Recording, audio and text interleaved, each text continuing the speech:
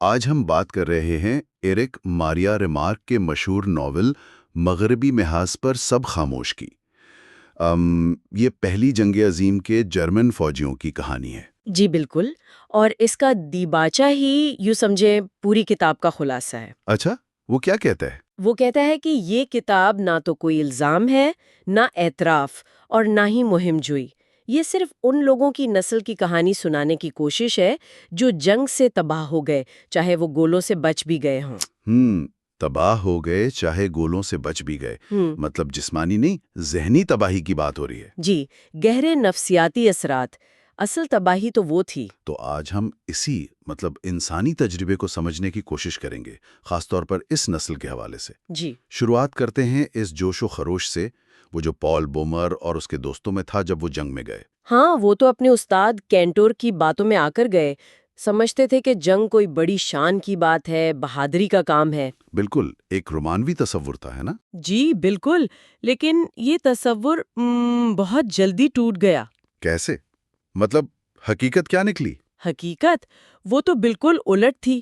Training ہی اتنی آپ کہیں ظالمانہ تھی۔ وہ کارپورل ہملسٹوس، ہاں، اس کا ذکر ہے۔ جی، اور پھر محاذ پر پہلی بمباری کا تجربہ، بس وہیں ان کی وہ پرانی دنیا، وہ نظریات سب ختم ہو گئے۔ تو یہ پہلا صدمہ تھا۔ اس کے بعد اصل محاذ پر زندگی کیسی تھی؟ وہاں تو ہر وقت موت کا خطرہ۔ جی، وہاں زندگی اور موت ساتھ ساتھ چلتے تھے۔ کبھی کبھی محاذ سے پیچھے ہٹتے تو کچھ راحت ملتی، جیسے اضافی راشن مل جاتا، تاش کھیل لیتے لوگ۔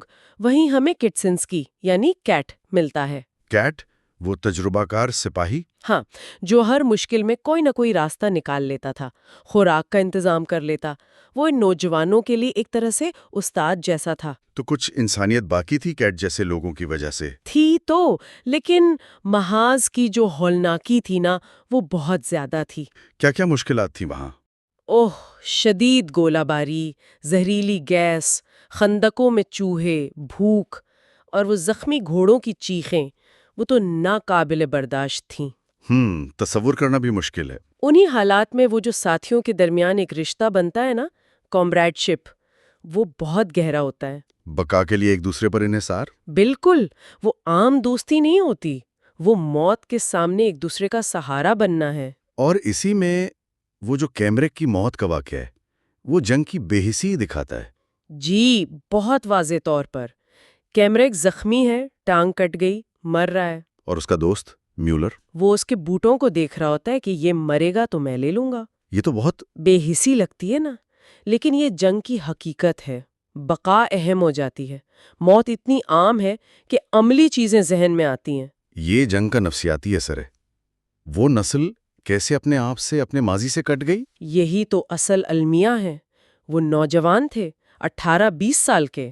ان کی تو زندگی شروع ہو رہی تھی۔ جی، لیکن جنگ نے سب کچھ بدل دیا۔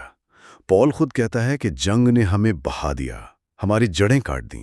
اور جب وہ چھٹی پر گھر جاتا ہے تو بالکل اجنبی محسوس کرتا ہے۔ وہ جنگ کی حقیقت کسی کو سمجھا ہی نہیں پاتا۔ گھر والے، استاد، وہ سب جنگ کو بس وہ نعروں اور اخباروں کی حد تک جانتے ہیں۔ اصل تجربہ تو بیان کرنا ہی ممکن نہیں شاید۔ بالکل، وہ بو، وہ دہشت، وہ بے معنیت کیسے بتائے؟ اور پھر وہ واقعہ جب وہ فرانسیسی فوجی کو مارتا ہے، جیرارڈ دووال۔ ہاں، وہ شیل ہول میں، وہ ایک انتہا ہے۔ پہلے مار دیتا ہے، پھر جیسے جیسے وہ مرتا ہے پال کو احساس ہوتا ہے کہ یہ بھی میری طرح ایک انسان ہے۔ جی، اس کی جیب سے تصویریں نکلتی ہیں، بیوی بچوں کی۔ پال پر شدید پچھتاوا طاری ہوتا ہے۔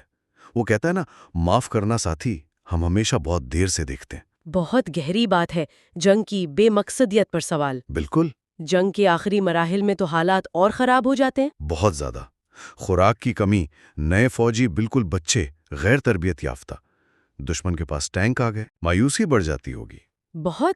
وہ ڈیٹرنگ جو کسان ہے، چیری کے پھول دیکھ کر بھاگ جاتا ہے۔ گھر کی یاد میں؟ جی، پکڑا جاتا ہے۔ پھر کیٹ کی موت، وہ پال کا آخری سہارا تھا۔ وہ کیسے مرتا ہے؟ ایک معمولی زخم سے لگتا ہے، لیکن اصل میں سر پر چوٹ لگنے سے وہ پال کی باہوں میں دم توڑ دیتا ہے۔ پال بالکل اکیلا رہ جاتا ہے۔ ہاں، اور پھر اکتوبر 1918 میں جب جنگ تقریباً ختم ہونے والی ہے، ایک پرسکون دن پال بھی مارا جاتا ہے۔ اور فوجی رپورٹ؟ اس میں بس لکھا ہوتا ہے مغربی محاذ پر سب خاموش ہیں۔ کیا ستم ظریفی ہے! ایک پوری زندگی، ایک پوری نسل کی کہانی، بس اس ایک جملے میں۔ جی، جنگ کی مشین میں انسان کی یہی وقت رہ جاتی ہے۔ ناول کا اختتام تو بچ جانے والوں کے لیے بھی کوئی خاص امید نہیں دلاتا۔ نہیں، بالکل نہیں۔